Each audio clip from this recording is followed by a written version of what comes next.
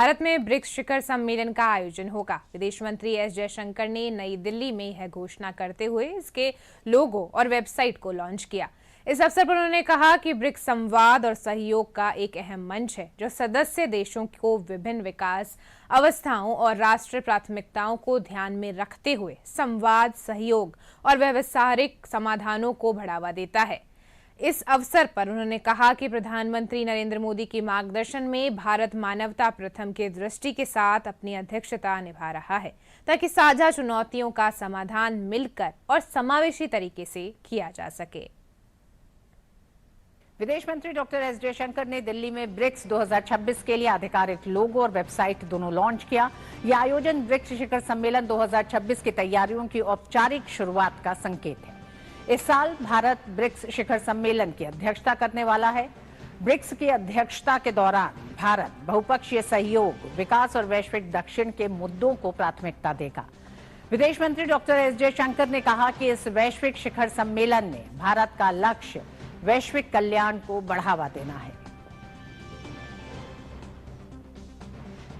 India's BRICS chairship will seek to bring together the potential of BRICS countries for greater global welfare.